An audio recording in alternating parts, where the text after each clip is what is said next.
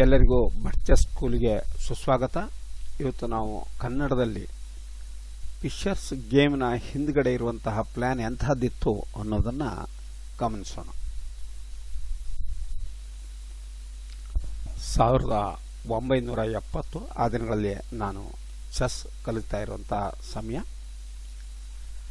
ಅಂತ ಸಮಯದಲ್ಲಿ ನಾವು ಫಿಶರ್ ಗೇಮನ್ನು ತುಂಬ ಜಾಸ್ತಿ ನೋಡ್ತಿದ್ವಿ. ಯಾಕೆಂದರೆ ವಿಶ್ವದ ಅತ್ಯಂತ ಶ್ರೇಷ್ಠ ಆಟಗಾರ ಆ ಕಾಲದಲ್ಲಿ ಬಾಬಿ ಫಿಶರ್ ಆಗಿತ್ತು. ಬಹಳ ಬ್ರಿಲಿಯಂಟ್ ಆಟಗಳು. ಅವ್ರ ಗೇಮನ್ನು ಬೋರ್ಡ್ ಮೇಲೆ ಇಟ್ಕೊಂಡು ಅನಾಲಿಸಿಸ್ ಮಾಡಬೇಕಾಗಿತ್ತು. ಆವಾಗ ಕಂಪ್ಯೂಟರ್ ಏನೂ ಲಭ್ಯ ಇರಲಿಲ್ಲ ಅಥವಾ ಯಾವುದೇ ಇಂಜಿನ್ಗಳು ಇರಲಿಲ್ಲ.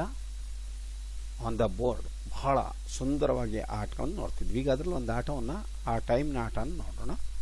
ಇದು ಫಿಶರ್ ಆಡಿರೋದು 1959ರಲ್ಲಿ.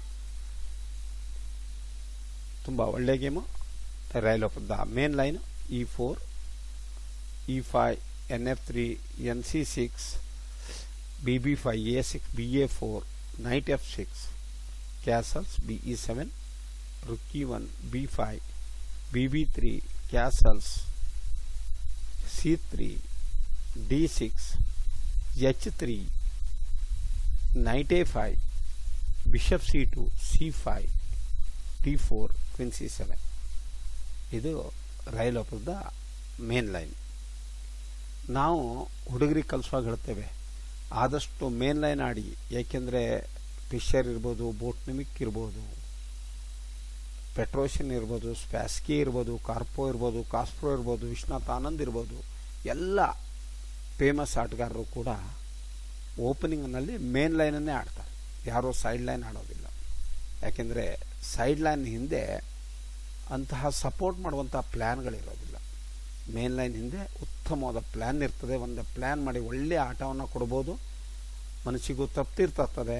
ಮತ್ತು ವಿನ್ ಆಗಲಿಕ್ಕೆ ಆಡಬೇಕು ಅಂದರೆ ಮೇನ್ ಲೈನ್ ಆಡಬೇಕು. ನೀವೇನಾದರೂ ಎಂಬಿಷಿಯಸ್ ಆಗಿದ್ದರೆ, ಒಳ್ಳೆ ಪ್ಲೇಯರ್ ಆಗಬೇಕು, ಗ್ರ್ಯಾಂಡ್ ಮಾಸ್ಟರ್ ಆಗಬೇಕು ಅಂತ ಏನಾದರೂ ಎಂಬಿಷಿಯಸ್ ಆಗಿದ್ದರೆ ನೀವು ಮೇನ್ ಲೈನನ್ನೇ ಆಡಬೇಕಾಗ್ತದೆ. ಈಗ ಇಲ್ಲಿ ಫಿಶರ್ ಆಡಿರೋದು ಮೇನ್ ಲೈನ್, ರೈಲ್ ಆಫ್ ಸದ್ದು. ಒಂದು ವೇಳೆ D4ಗೆ ಬ್ಲ್ಯಾಕ್ ಏನಾದರೂ CD4 ಹೊಡೆದಿದ್ರೆ CD4, ED4, ND4 ಇದು D6 pawn isolated weak pawn ಆಗಿಬಿಡ್ತಾ ಇತ್ತು. ಅದಕ್ಕಾಗಿ ಯಾರೂ ಈ ರೀತಿ ಹೊಡೆಯೋದಿಲ್ಲ. ಯಾಕೆಂದರೆ D6 ಪಾನ್ ಒಂದು permanent weakness, isolated weak PAN.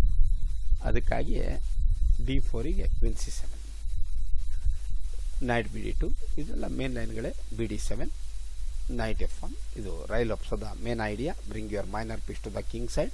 Minor ಪೀಸ್ಗಳನ್ನು ಕಿಂಗ್ ಸೈಡ್ ತಂದು ಕಿಂಗ್ ಸೈಡ್ ಅಟ್ಯಾಕ್ ಮಾಡೋದು ಒಂದು ವೈಶಿಷ್ಟ್ಯ ರೈಲ್ ಆಫ್ ಒಂದು.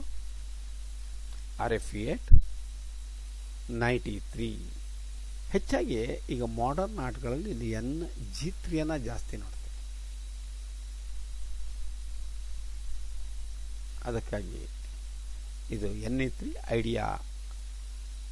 D5 ಮತ್ತು F5 ಎರಡೂ ಸ್ಕ್ವೇರ್ಗಳ ಮೇಲೆ ಹಿಡಿತ ಸಾಧಿಸೋದು. G6, ನೈಟ್ F5 ಬರೋದನ್ನು ಪ್ರಿವೆಂಟ್ ಮಾಡಿದ್ದಾನೆ. ಆದರೆ ಒಂದು ಚೆಸ್ನಲ್ಲಿ ರೂಲ್ಸ್ ಇದೆ. There must be a bishop in fianchetto position. ಆ ಪಿಯಂಚೆಟ್ಟೋ ಆಗಿರೋ ಸ್ಕ್ವೇರ್ನಲ್ಲಿ ಒಂದು ಬಿಷಪ್ ಬೇಕಾಗಿತ್ತು. G7ನಲ್ಲಿ ಬಿಷಪ್ E7ದಲ್ಲಿದೆ, ಮಿಸ್ಪ್ಲೇಸ್ಡ್. DE5 ಫಿಶರ್ ಇಲ್ಲಿ ಹೊಡೆದು ಆಡಿದ್ದಾನೆ. ಇಲ್ಲಿ D5 ಆಡ್ತಾರೆ ಹೆಚ್ಚಾಗಿ ಮಾಡರ್ನ್ ಆಗಿ. DE5, ನೈಟ್ H2 ಒಳ್ಳೆಯ ಪ್ಲ್ಯಾನು. ಕಿಂಗ್ ಸೈಡು ಆ G6, F7, S7 ಪಾನ್ ಆಗೇನೆ ಅಷ್ಟು ಒಳ್ಳೆಯ ಪ್ಲ್ಯಾನು. ನೈಟ್ G4 ಇಟ್ಟು ಆ ಕಡೆ ಅಟ್ಯಾಕ್ ಮಾಡೋದು ತುಂಬ ಒಳ್ಳೆಯ ಪ್ಲ್ಯಾನು.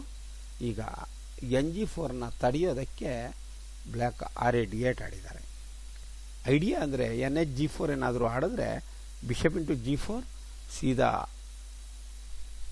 ಡಬಲ್ ಅಟ್ಯಾಕ್ ಕ್ವೀನ್ ಮೇಲೆ.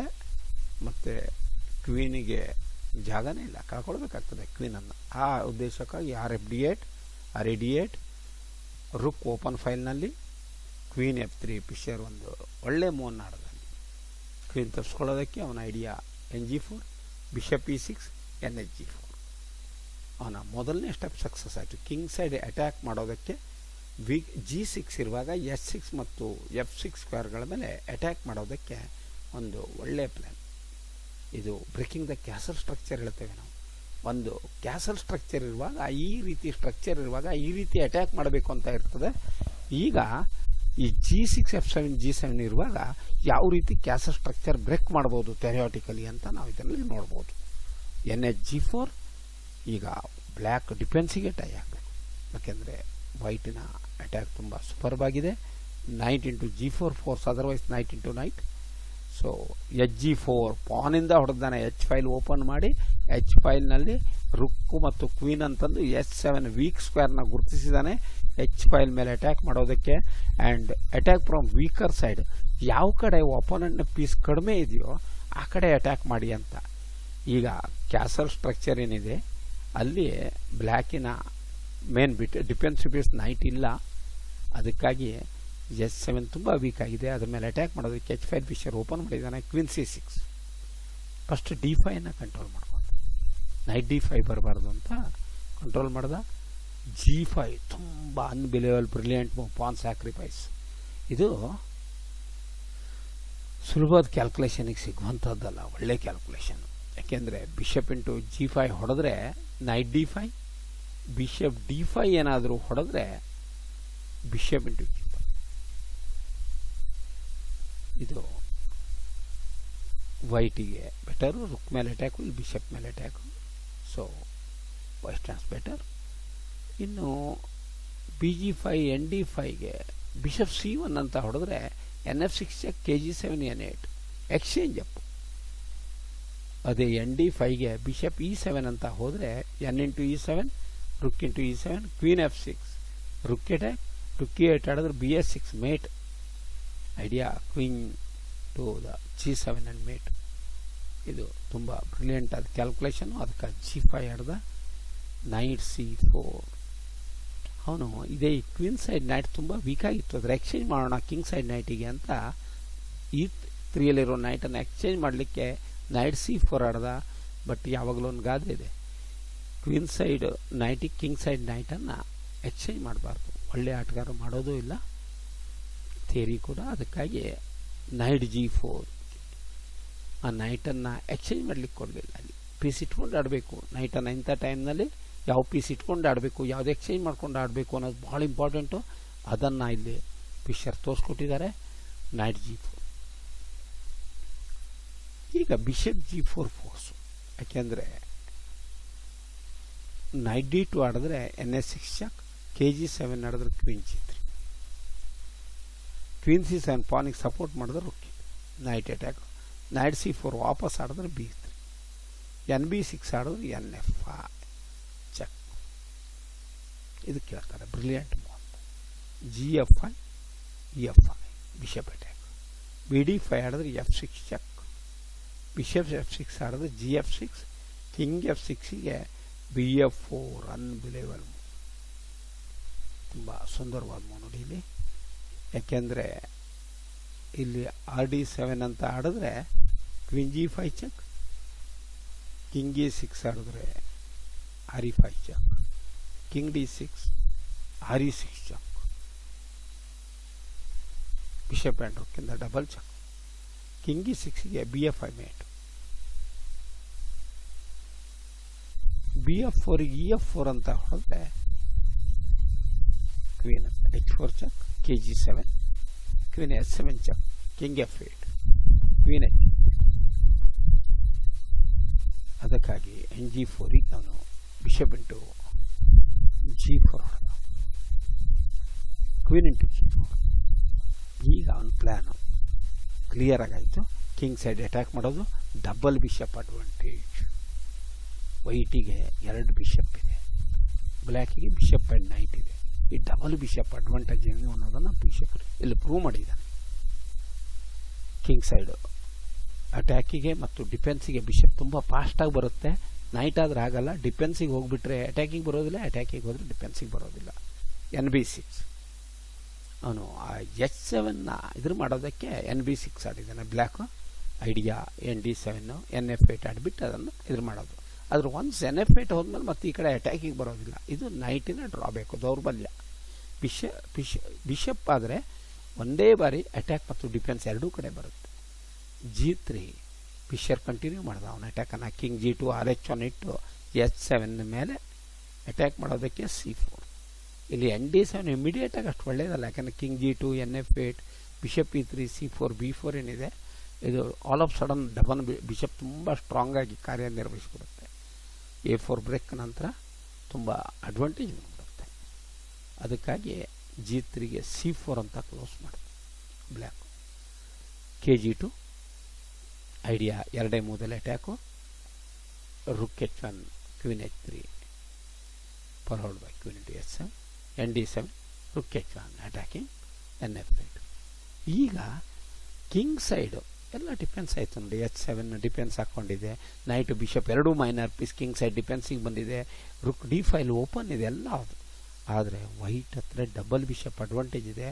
ಆಲ್ ಆಫ್ ಸಡನ್ನು ಪಿಷರ್ ತನ್ನ ಅಟ್ಯಾಕಿಂಗ್ ಇದನ್ನು ಚೇಂಜ್ ಮಾಡಿದ ವಿಂಗನ್ನು. ಇದಕ್ಕೆ ವಿಂಗ್ ಅಟ್ಯಾಕ್ ಹೇಳ್ತೇವೆ. ಇಮ್ಮಿಡಿಯೇಟ್ಲಿ B4 ಇದು ಎಕ್ದಮ್ ಕ್ವೀನ್ ಸೈಡ್ ಅಟ್ಯಾಕ್. ಇಲ್ಲಿ C ಇಂಟು B4 ಅಷ್ಟು ಒಳ್ಳೆ ಮೂವ್ ಅಲ್ಲ, ಯಾಕೆಂದರೆ C ಇಂಟು B4 ಏನಾದರೂ ಆಡಿದ್ರೆ ಬಿಷಪ್ ಇಂಟು B3.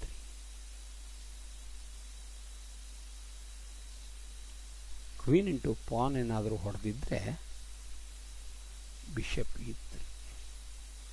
ಇದು ವೈಟಿಗೆ ತುಂಬ ಒಳ್ಳೆಯದು. ಡಬಲ್ ಬಿಷಪ್ ಓಪನ್ ಪೊಸಿಷನ್ ತುಂಬ ಸ್ಟ್ರಾಂಗ್, ತುಂಬ ಅಂದರೆ ತುಂಬ. ಇದು ವಿನ್ನಿಂಗ್ ಅಡ್ವಾಂಟೇಜಿಗೆ ಕನ್ವರ್ಟ್ ಆಗಿಬಿಡುತ್ತೆ. ಅದಕ್ಕಾಗಿ ಅವನು ಇಲ್ಲಿ ಹೊಡೆದಿಲ್ಲ. B4 queen E6 ಆಡ್ದ. Queen exchange ಮಾಡೋಣ ಅಂತ. ಒನ್ಸ್ ಕ್ವೀನ್ ಎಕ್ಸ್ಚೇಂಜ್ ಆಗಿದ್ದರೆ ಬ್ಲ್ಯಾಕ್ ಸ್ಟ್ಯಾಂಡ್ಸ್ ಬೆಟರ್. ಉದಾಹರಣೆಗೆ queen into E6, night into E6, G5 PAN ಹೋಗ್ತಾ ಇದೆ. ಈಗ ವೈಟಿನಿಗೆ ಅಂಥ ಅಟ್ಯಾಕ್ ಏನೂ ಇರಲಿಲ್ಲ. ಬಟ್ ಪಿಷರ್ ಇಲ್ಲಿ ಕ್ವೀನನ್ನು ಇಟ್ಕೊಂಡು ಆಡ್ದ. ಪಿಷರ್ನಿಗೆ ಯಾವ ಪೀಸ್ ಯಾವಾಗ ಇಟ್ಕೊಂಡು ಆಡಬೇಕು ಮತ್ತು ಎಕ್ಸ್ಚೇಂಜ್ ಮಾಡಿ ಆಡಬೇಕು ಅನ್ನೋದು ತುಂಬ ಚೆನ್ನಾಗಿ ಗೊತ್ತಿತ್ತು ಕ್ವೀನ್ ಇಟ್ಟು. ಯಾಕಂತ ಒಳ್ಳೆ ಸ್ಟ್ರಾಂಗ್ ಕ್ವೀನಿಗೆ ಅವನ ಕೆಟ್ಟ ಕ್ವೀನ್ ಎಕ್ಸ್ಚೇಂಜ್ ಮಾಡಬಾರ್ದು ಅಂತ A5 ಬ್ಲ್ಯಾಕ್ ಬ್ರೇಕ್ ಮಾಡಿದ A5 ಅಂತ. ಅದರ C4 ಬರುತ್ತೆ ಅಂತ ಪಿಷರ್ ಇಮಿಡಿಯೇಟ್ಲಿ ಎಕ್ಸ್ಚೇಂಜ್ ಮಾಡಿದ BA5, ಕ್ವೀನ್ A6 ಪಾನ್ ಹೊಡಿಲಿಕ್ಕೆ ಬಂದಾಗ BE3. ತಕ್ಷಣ ಕ್ವೀನ್ ಇಂಟು A5 ಹೊಡಿಬೇಕು, ಇಲ್ಲದೆ ಮತ್ತೇನಾದರೂ ಆಡಿದ್ರೆ BB6. ಆ ಪಾನ್ ಉಳಿದೋಗ್ಬಿಡುತ್ತೆ. RD7 ಆಡಿದ್ರೆ A4. Winning advantage for white. ಅದಕ್ಕಾಗಿ ಅವನು ಕ್ವೀನ್ A5, BE3 ನಂತರ ಹೊಡಿಲೇಬೇಕಾಯಿತು. A4, A5 ಓಪನ್ ಮಾಡಿ ಕಂಟ್ರೋಲ್ ಮಾಡೋದಕ್ಕೆ ಪಿಷರ್ ಇದ್ರ ಆಡ್ದ. ರುಕ್ A8 ಆ ಫೈಲನ್ನು ಉಳಿಸ್ಕೊಳ್ಳೋದಕ್ಕೆ ಬ್ಲ್ಯಾಕ್ ಇನ್ ಫೈಟು AB5. ಈಗ 2 ರುಕ್ ಫಾರ್ ಕ್ವೀನ್ ಅಂತ ಕ್ವೀನ್ ಇಟ್ ರುಕ್ ಬ್ಲೆಂಡರ್. ಯಾಕೆಂದರೆ ರುಕ್ A1, queen into C4, NE6 ಆಡಿದ್ರೆ B6. Passed PAN, connected passed PAN, C and B connected passed PAN ಇರೋದಕ್ಕೆ ಇದು 2 ರುಕ್ ಫಾರ್ ಕ್ವೀನ್ ಇರೋನಿಗೆ ತುಂಬ ಅಡ್ವಾಂಟೇಜ್ ತಂದು ಕೊಡ್ತಾ ಇದೆ. ಅದಕ್ಕಾಗಿ AB5, ಕ್ವೀನ್ B5. ಇಲ್ಲಿ RH B1. ಆ A5 ಸಂಪೂರ್ಣವಾಗಿ ಹಿಡ್ತಕ್ಕೆ ತಗೊಳ್ಳೋದಕ್ಕಿದು queen C6, RB6. Again queen attack, queen C7, RBA6. ಇಲ್ಲಿ ಪಿಷರ್ನ ಬ್ರಿಲಿಯನ್ಸಿ ನೋಡ್ಬೋದು. ಯಾಕೆಂದರೆ A5 ಬ್ಲ್ಯಾಕಿನ ಕಂಟ್ರೋಲ್ ಬಂದಿತ್ತು, ಅದನ್ನು ತಪ್ಪಿಸಿ ಡಬಲ್ ರುಕ್ಕನ್ನು ಫೈನಲ್ ಮಾಡಿ ಅದನ್ನು ಸಂಪೂರ್ಣ ಕಂಟ್ರೋಲಿಗೆ ತಗೊಂಡ. Rook into A6, rook into A6. Opponent ಯೋಚನೆ ಮಾಡ್ತಾರೆ, ಪೀಸ್ಗಳು ಕಡಿಮೆ ಆದಂಗೆಲ್ಲ ಆ ಅಟ್ಯಾಕ್ ಮಾಡೋರ ಪವರ್ ಕಡಿಮೆ ಆಗ್ತಾ ಹೋಗುತ್ತೆ ಅಂತ. ಅದಕ್ಕಾಗಿ ಪೀಸನ್ನು ಎಕ್ಸ್ಚೇಂಜ್ ಮಾಡಿದ್ದಾನೆ. ಇಲ್ಲಿ ರುಕ್ C8. ಇಲ್ಲೊಂದು ಭಯ ಇತ್ತು, ಬಿಷಪ್ A4 ಆಡಿ ರುಕ್ C6 ಆಡಿದ್ರೆ ಆ C ಪಾನ್ ಹೋಗ್ಬಿಡುತ್ತೆ ಅಂತ ಅದ್ರ ಉಳಿಸ್ಕೊಳ್ಳೋದಕ್ಕೆ ರುಕ್ C8, ಕ್ವೀನ್ G4. ಆ ರುಕ್ ಮೇಲೆ ಇಂಡೈರೆಕ್ಟ್ಲಿ ಅಟ್ಯಾಕ್. ಕ್ವೀನು ದೂರ ಹೋಗೋ ಹಾಗಿಲ್ಲ. ಉದಾಹರಣೆಗೆ ರುಕ್ A7 ಆಡಿಬಿಟ್ಟು ಕ್ವೀನ್ ಮೂವ್ ಮಾಡಿದ್ರೆ ರುಕ್ ಇಂಟು ಬಿಷಪ್, ಕ್ವೀನ್ ಇಂಟು ರುಕ್ ಎಲ್ಲ ಬರ್ತಾಯಿತ್ತು. ಸೊ ರುಕ್ E6, ನೈಟ್ E6 ಸಾರಿ. ಇಲ್ಲಿ bishop A4 idea, ರುಕ್ C6, RB8 ಒಂದು ಸಣ್ಣ ಕನ್ನಿ ಐಡಿಯಾ. ಅಂದರೆ ರುಕ್ C6 ಆಡಿದಾಗ ಕ್ವೀನ್ D8, ಒಂದು ವೇಳೆ ರುಕ್ ಇಂಟು ಪಾನ್ ಆಡಿದರೆ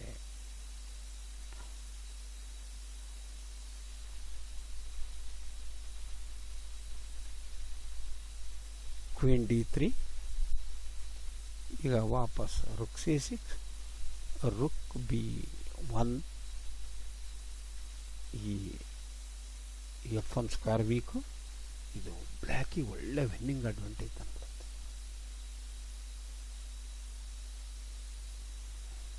ಸೊ ಅದಕ್ಕಾಗಿ ಇದಕ್ಕಾಗಿ ಅವನು ಇಲ್ಲಿ ರುಕ್ B8 ಇಟ್ಟಿದ್ದ, ರುಕ್ C6, ಕ್ವೀನ್ D8. ಅದರ ಪಿಕ್ಚರಲ್ಲಿ ರುಕ್ ಇಂಟು C4 ಹೊಡೆದಿಲ್ಲ, ಬ್ರಿಲಿಯಂಟಾಗಿ ಆಡಿದ ರುಕ್ ಇಂಟು E6.